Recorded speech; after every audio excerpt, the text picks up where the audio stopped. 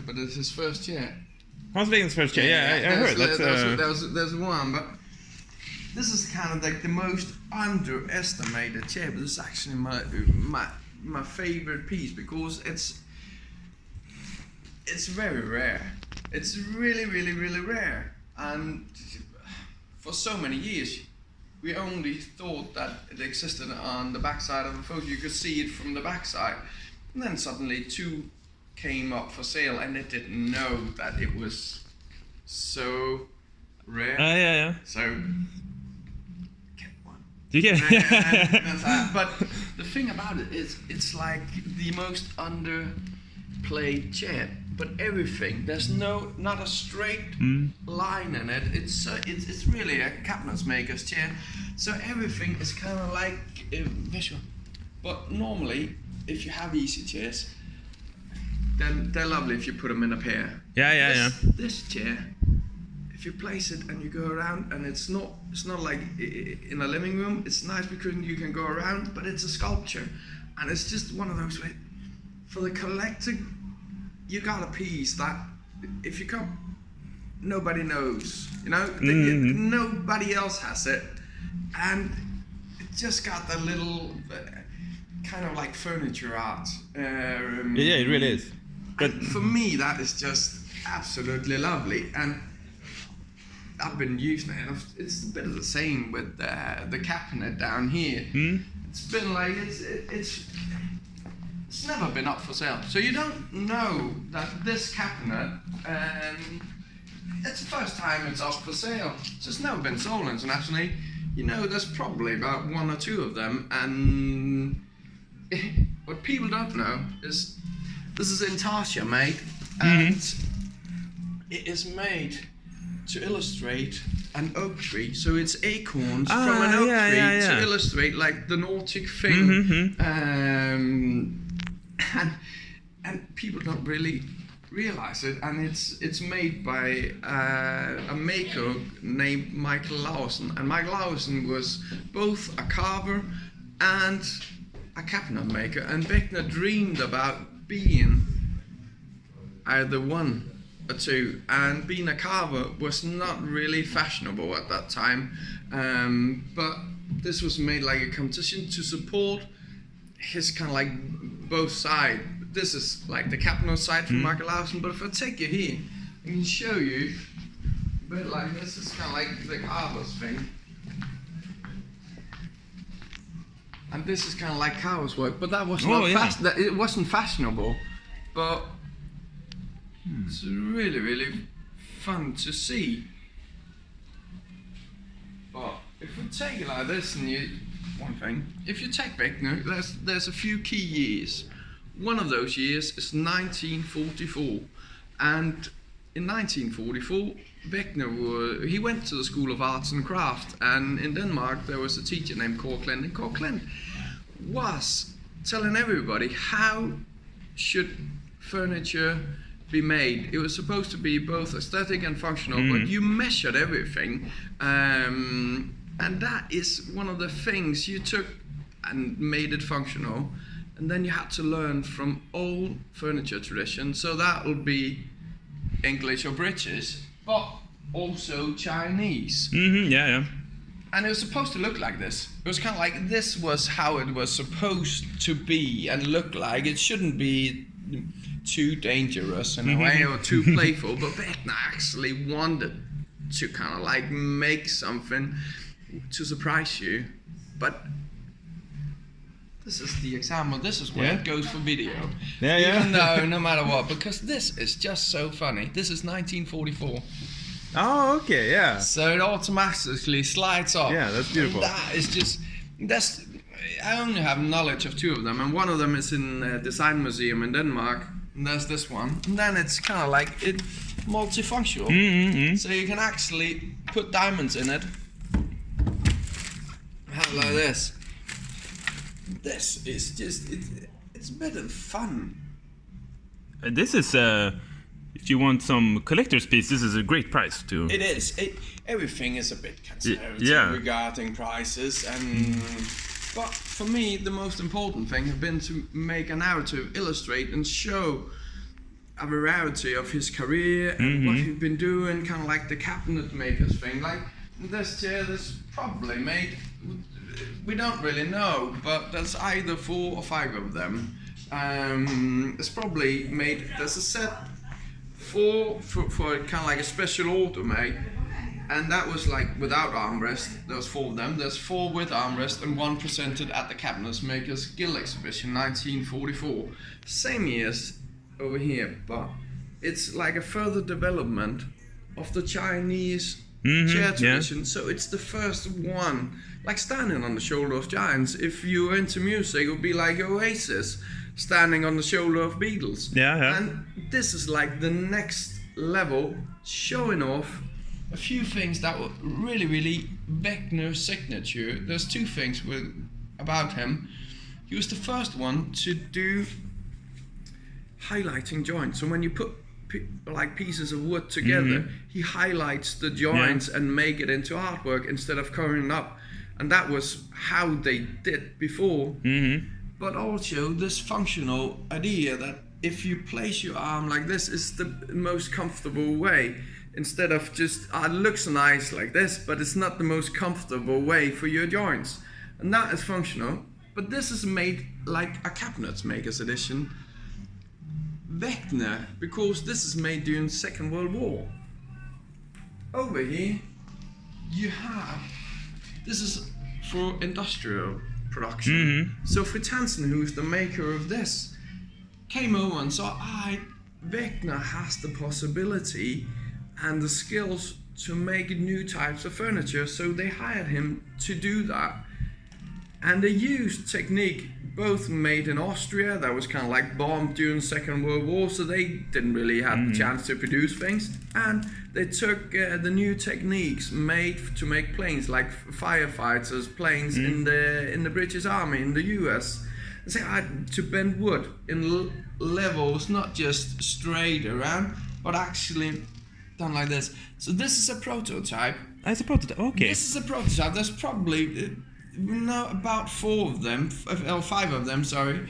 But it's beechwood, or? Yeah, it's beech. And the story, and the reason why it's beech is that it is during Second World War, you couldn't get wood. So you couldn't get rosewood and teak and so on. And it's a bit like the Nordic cuisine. So what was to be used? It was the things that you have just outside. So when you have them in Denmark, you have Norma. It's a restaurant using Nordic things. So like, well, it was it the best restaurant in the world and awarded.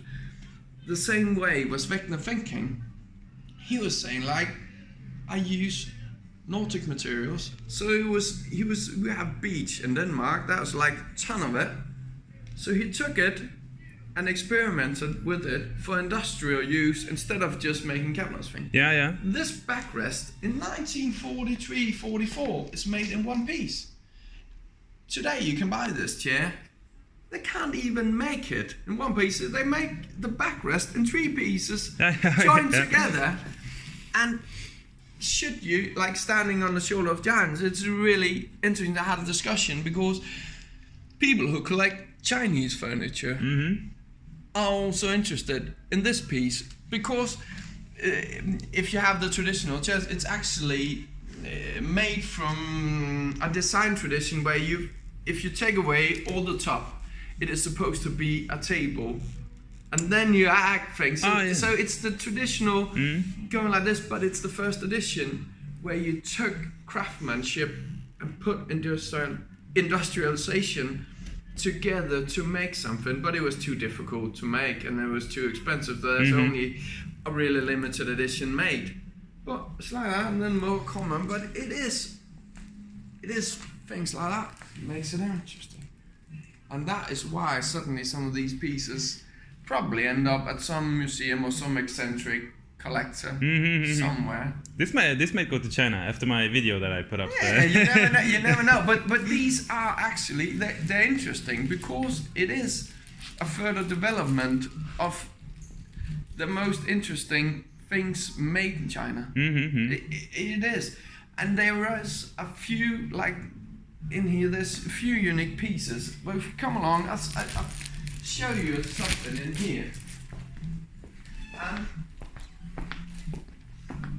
There's a city in Aarhus. It was called it's called Aarhus, and they wanted a city hall.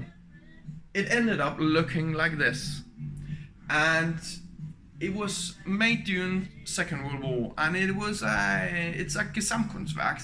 That means that all details, everything is made for the building. So if you wanted like something to hang up a lamp, you had to design it. So everything is made for the house, and the designer, they just hired Wegner to do the interior. So Arne Jacobsen was the kind of like the lead designer, but they hired Wegner to do the pieces. There was two types of furniture. There was some furniture for the general people working there, and then there was like the top executives, like the mayor, who had furniture made. All the furnitures are interesting in an international view from the fact that they're the first size-made office furniture made. So you could make flexible offices. So this is like for one, but you could actually add things to it. Yeah. So it's kind of like it's the first ones where you could build up larger offices. So if there has been an election, there would be a party. It would be like 10 people from one side of to do like a mayor's politician, a party. There will be 10 people. After election, there will be 20. They made this building so you could actually move the walls, and you could kind of like make more furniture into the same rooms and build it larger so that we fit 20 people. But the interesting thing is, there are a few one-off pieces. Today everything is in the building, it's not allowed, it's not going anywhere. But there were about 4 pieces that back in the days were thrown out. One of these pieces is this special made bar for the mayor's office. Even had special brass handles only made for the mayor's office. So when you go in there, you have the bar. That was back then when you were drinking. So, yeah, exactly. But this is how it was meant for him. So you have a chance to buy a one-off piece.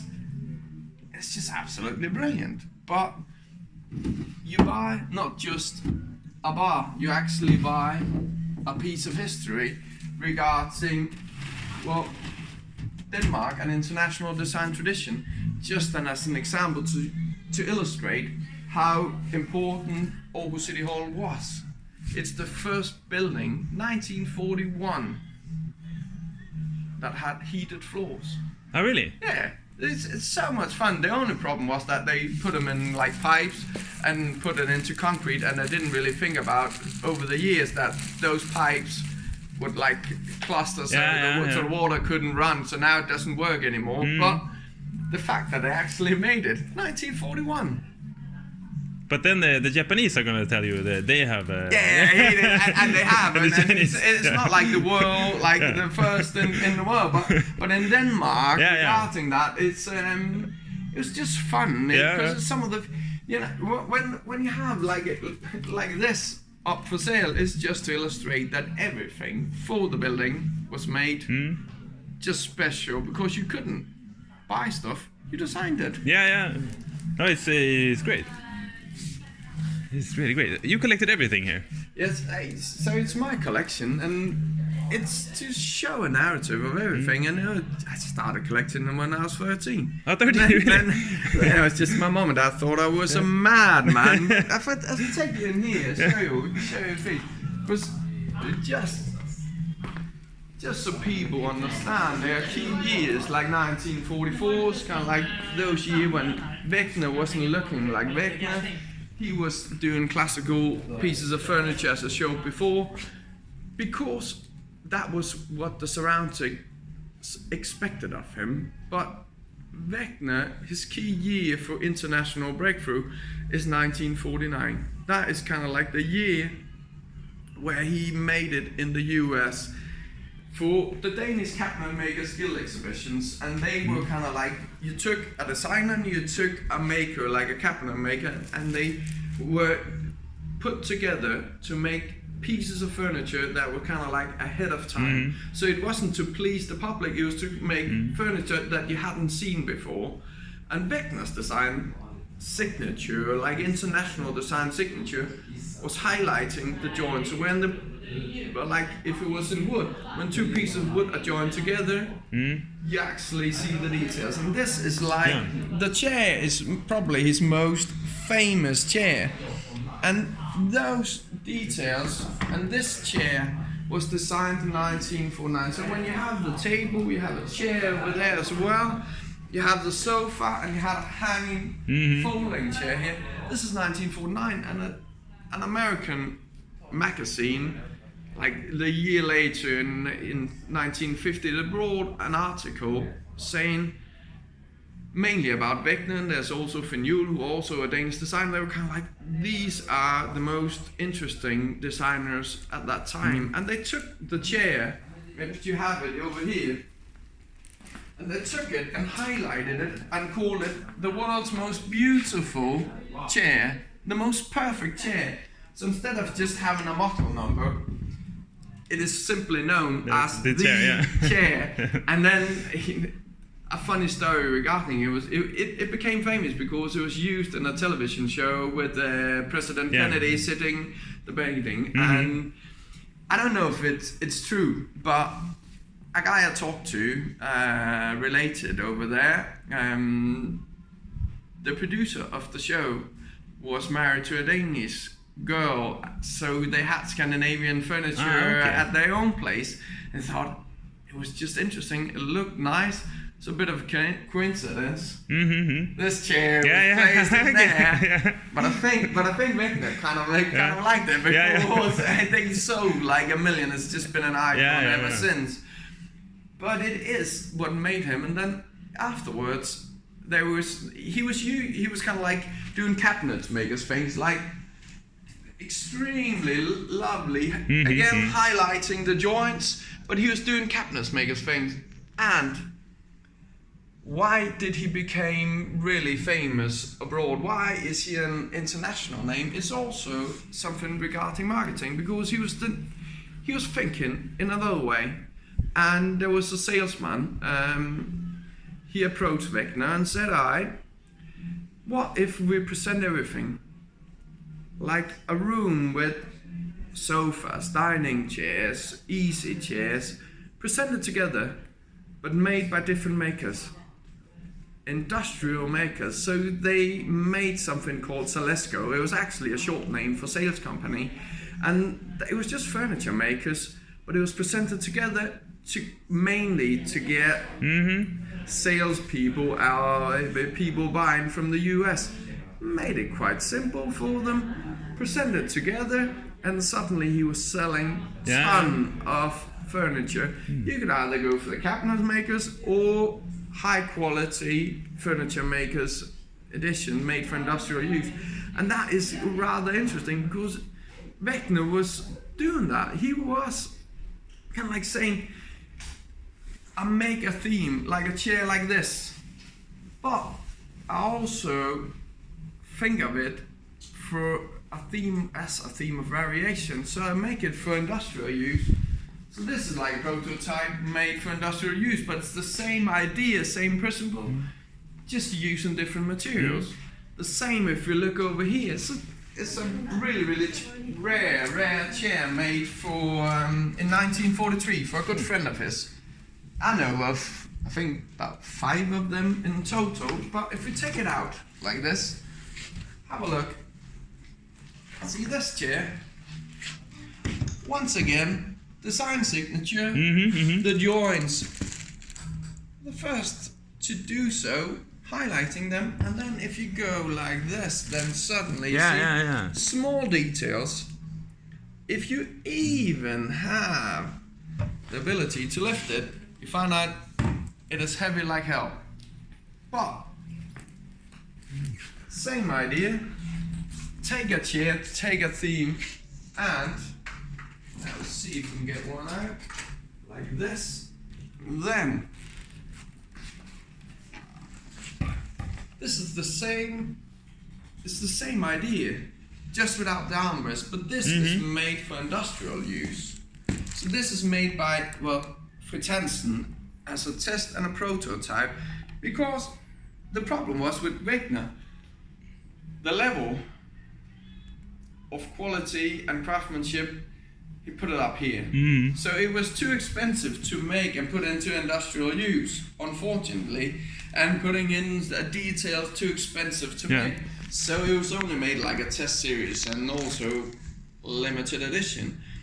But it's, again, it's a theme of variation, and it's like that with all of them. It's only a few pieces that, there's one chair, show you in the back, it's the flak halyard chair. That is the only one. Normally say it's related, all his furniture is kind of like, this got a cousin and related to another person. There's just one chair, it's the old uncle, the one that sticks out and don't have any family. Well, I'll show you down there. Then we get Camilla to maybe put the other chair inside. Maybe go like this, yeah? I don't know. We take it down. It's so heavy. Nej, jag har inte sett på den ännu. Small little funny detail. This is the reason why I started collecting when I was 13. I was looking in on a window, seeing this set, and I just thought it is absolutely the most spectacular table. It's just complete. I can't tell what it is, and for all collectors, you get some feeling inside. You know, you can't describe what it is, but that fascination started all with this, and then it just went mad. Did you have a barn or something that you put everything in, or did you have a big house? I've had loads of storage units, but Wegner is just one of many, because I've actually been through like 25 of the most famous designers' archives in Denmark. So from 1930 to 1970, abroad, people call it, the time period is known as Danish modern. So I actually own the concept of a museum like Danish Modern Museum. So I have a lot of other furniture as well, for different designers. But if we go down here, this is like a part of, also up here, part of like a narrative showing off the story. But if I take you in here,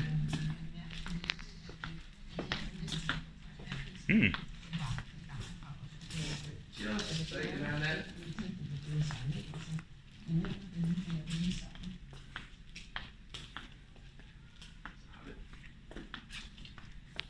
This is the old uncle, meant in a way that it's called the flak halyard chair, but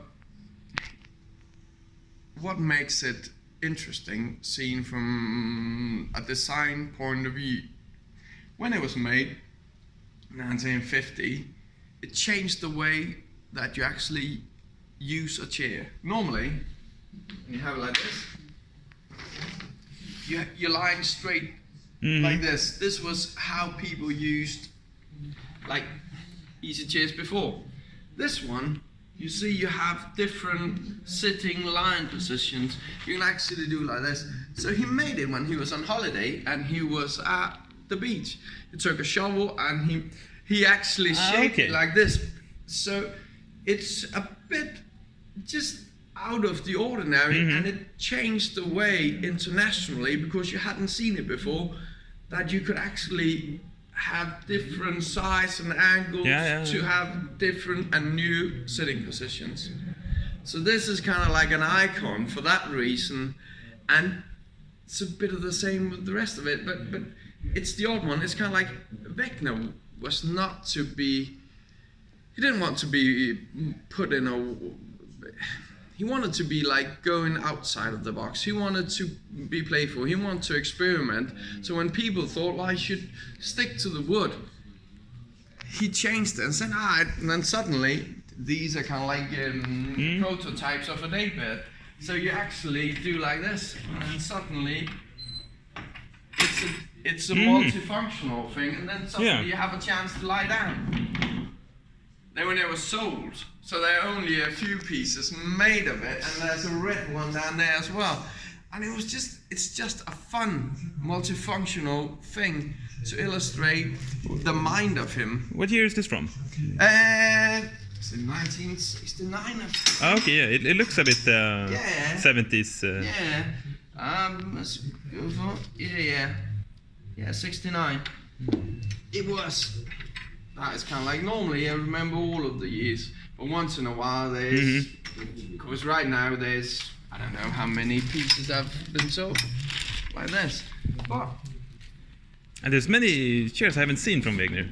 Well, hopefully, because it's interesting to bring something to the table that people haven't seen before, because there's a lot of other pieces. You can always buy them. You can add them. Should you collect, you can always add them. But for this, it's about showing a narrative and hopefully add something. Well, if you take this chair, you can buy it from new. But this chair is the prototype. Ah, the prototype, yeah, okay. So and then suddenly it has a firm seat instead Yeah. of like that. It has, and we saw like my favorite piece, the easy chair in the front. This is when we talk about further development. This is it. But it's actually, when it was presented, it was made together with this prototype chair table. That was just, so it's like presented together in one big way. And that is, for me, when you buy something, you buy a piece of history. You know, it's a one chance you have. So there are small details or stories connected to all of the pieces. When you have like colorful chairs, it's made for a newspaper in Denmark called Politiken. And it was just, it's just a powerful, colorful, funny thing because it was made just limited for them. It's just funny. He loved to kind of like be a bit of playful, and there are other pieces that hear more famous of, but then again, it's just fun. When I've been collecting different versions of different chairs. Some are cheap, some you don't see. So for instance, well, they all look like a bit of the same theme, but then for the collectors, this is like a limited prototype. No, of two of them. Yeah. And that's basically it. But this chair, a bit of the same, and kind of like in the sense that I use cane, but that is not. So if you're a top collector, you would choose this one. But for personal use, you'd probably take this one. The same goes with this set. This is like, it's made for PP Möbler, and PP Möbler was the last maker that Wegner worked with. He was, well, Einar, who was the cabinet maker, and he started the firm together with his brother, but then later on he took over just him, and then his son, is now running the company. But this set is the first set. They were subcontractors for one of the makers, and they only they only made the wood for certain chairs. The Papa Bear chair, I'll show you one later, but they were kind of like showing they were making that, and Wegner liked them because they actually cared about the things they were doing. So he wanted to give them some mottos of their own.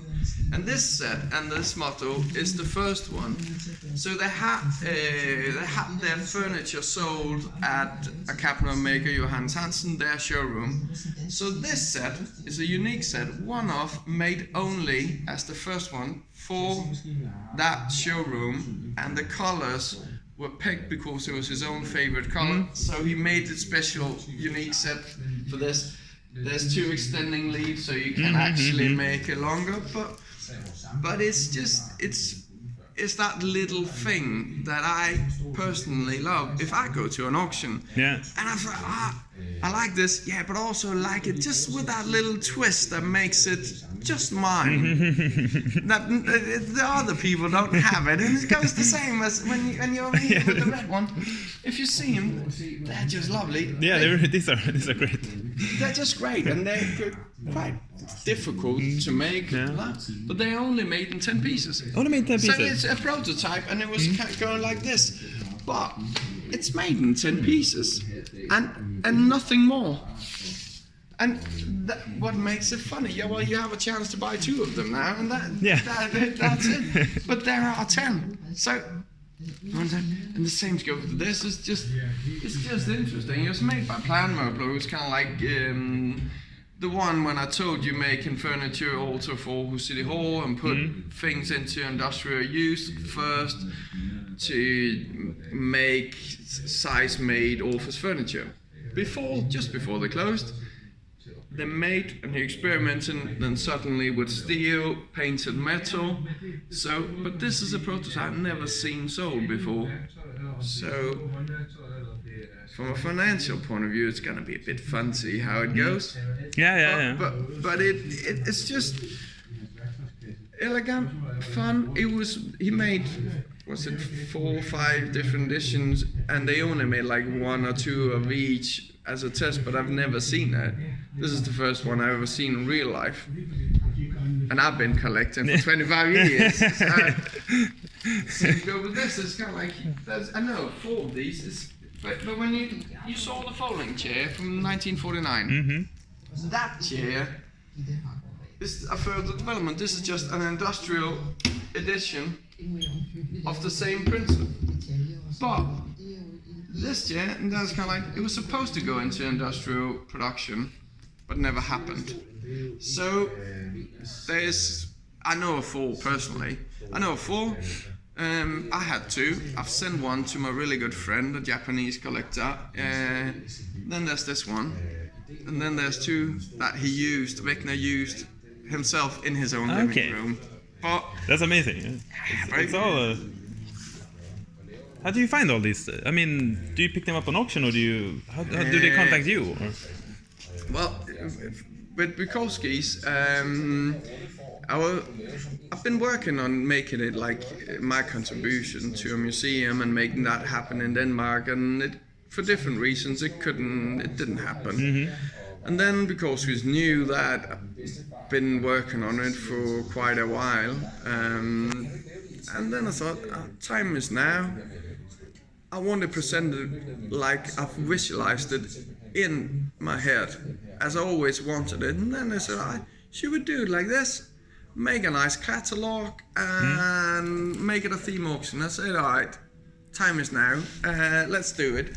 I'll focus on other designers. I have like a museum concept, Danish Modern Museum, where it will be about the next designer. So it's not that my collection has ended here because there are the next designers. Hopefully it will end up like exhibitions worldwide, going around the world, Asia, China, US, Helsinki, maybe put into permanent museums or a theme auction like this. So you never know, but it's a good opportunity for some rich person to make their own museum now. Yeah, it's honestly, I hope there will be people who just buy all of it, place it, because you have an attitude. There are pieces made from Wegner you can always get and add to the collection. But the thing about this, and that is of course my personal opinion about it, is you have a chance to show a narrative, and you can't. There are pieces here that you don't have a chance again. As I said to bukowskis, you have a chance to buy a piece of history. It's now or never. Yeah. Sometimes you can find other pieces, but you don't add the story. You don't add that little thing that was actually like a China chair. When I showed a prototype, it's kind of like, what? Is it the same as the one that you can get the chair today? Yeah, but the backrest is made in 3 pieces. It wasn't himself. If I take you in here just to kind of like give you a sense of it as well, is you can buy Wegner's own closet. Oh, his own closet, really? Made by himself. For himself. So this was actually it's made by himself for his own first apartment.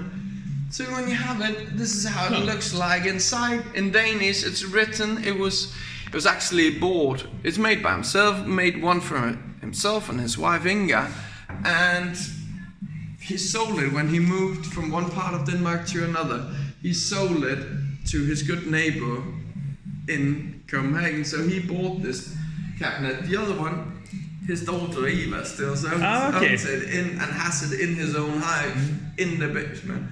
This is one of the few pieces where you can say he actually made it himself. We don't have kids out there who can pick it up, but it's a fun thing to do. And this was when we talked about typewriters and things like that. The guy who kind of like who made the furniture for City Hall. He wanted to make it into industrial use, and how did he get the money to do so? Well, in Scandinavia, he had the right to sell Olivetti typewriters, and in the 40s, that was he was the best seller for Olivetti worldwide. He was making ton of millions, and he just thought office supplies and office furniture, it's a good business. So he made about 5 different companies doing different parts, and for his furniture he asked Wegner, can you do mine? So small telephone tables and office. If you see, this was how it was presented back in 1941, and so it's still there, a bit used, but even though you get the original, so a little fun, but. And also, when you go over here, when we talked about industrial pieces of furniture, this is from, well, a personal point of view, this is maybe his most beautiful set made. And it's from the technique used, as I told before, to make firefighters in the British Army. They developed this technique, and then suddenly you made furniture out of it.